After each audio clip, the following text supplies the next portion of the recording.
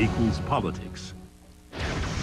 Well, coming up, illegal immigration may be a dead issue for the candidates. Gee, I wonder why. But it's still one of the biggest problems facing our country today. Well, we have newly disclosed details about a factory raid that happened back in May, and it proves what I've been saying on this program forever, that illegal immigrants working in America today are nothing short of modern-day slaves. Wait until you hear the details, and where the hell is our government on it? That's tonight's real story. But first, I hate to say I told you so. Well, no, actually, I do kind of like to say that. Although this time, I wish I hadn't have been right, but I usually am. For the last year, I've been saying how the banking and mortgage crisis is going to hurt small business by denying them loans. They're going to sit there and hold on to their money and not loan it out. Well, look what's happening. Commercial and industrial and short-term loans saw the largest decline since the last recession in 2001, as banks are trying to recover from their multi-billions that they have lost in the mortgage crisis. They're saying no now to loans for profitable, expanding, and healthy small businesses. We cannot in this country lose sight that 70% of all business in this country is small business. They are the engines of this economy. They're the people that are creating new jobs, not these giant global corporations. When they are prevented from growing, these small businesses, that means they cannot create more jobs. It slows down the economy and the whole thing starts all over again. So while the government is propping up some bad home loans and sending out rebate checks and holding up these giant global banks, the lifeblood of our marketplace is hemorrhaging. Drew Greenblatt, he is the president of Marlin Steel Wire Products. It's a small business based in Baltimore. Drew, what does your business do? We make wire forms and baskets in Baltimore, Maryland.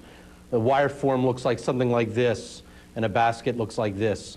For industrial applications like Toyota and Siemens. For like the last 5 or 6 years, you guys have had double-digit growth.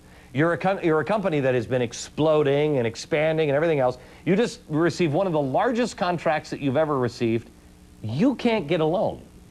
It's very frustrating. We were so happy when we got our biggest order in company history on July 11th, and then we got a bigger order actually on July 15th.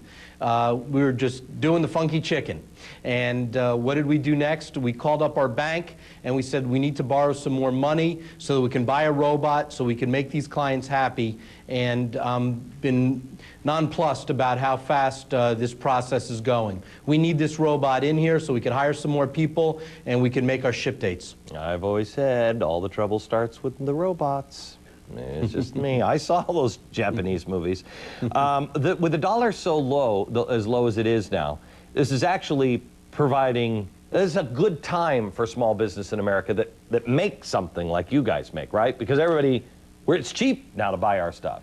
We are on a 50% off sale. American factories have 50% off of what our foreign competitors have, right. And that's because of the currency. Okay. And we want to take advantage of that. All right, so Drew, how does a company like yours, a small business, actually survive when you can't get a loan from the bank, when you've got new president coming in who, either way, one of them is much worse than the other on taxes, but they're both saying, you know, taxes. Both of them have a plan now, and they're not going to stop the EPA from taxing a company like yours. Anybody that puts out more than 100 tons of carbon a year, you're going to receive more taxes on that, plus universal health care. How do you survive? It's rough. The way we have to do it is be very innovative, ship very fast, give great quality. That's the only way we're going to be able to beat the Taiwanese, the Chinese, the French, the Germans. Okay. Drew, thanks a lot. Now, let me check in with Lloyd Chapman. He is the president of the America Small Business League. Lloyd, most people don't even understand. Most people don't even understand small business in America. They don't understand that it's 70%. These are the job creators, right? Absolutely. In fact, the U.S. Census Bureau says 98% of all U.S. firms have less than 100 employees, and those companies employ about 60% of our nation's population. Okay. Is it true that these global corporations haven't created a new American job since the 1970s? That's correct. About 95% of all new jobs in America are created by companies with less than 100 employees. Okay. So help me out on this one, Lloyd. I look at what's going on in our country, and, you know, big business, I mean, the #1 business now in our country is the financial sector. Yep. So big business these global banks that somehow or another were smart enough to become a global bank, but couldn't figure out that, you know, Bill, who works at the movie theater, shouldn't buy a $2 million house. So the government is in bed with big business in the financial sector. These global corporations are also in bed with the government. Where does the little guy come in? Where's the guy who doesn't have somebody up, you know, in Wall Street, or doesn't have somebody, you know, in Washington, D.C., you know, saying, hey, Congress, help us out, cut us a little slack? What does the little guy do? Little guy's out of luck. The only agency in Washington that's there to help small businesses is the Small Business Administration.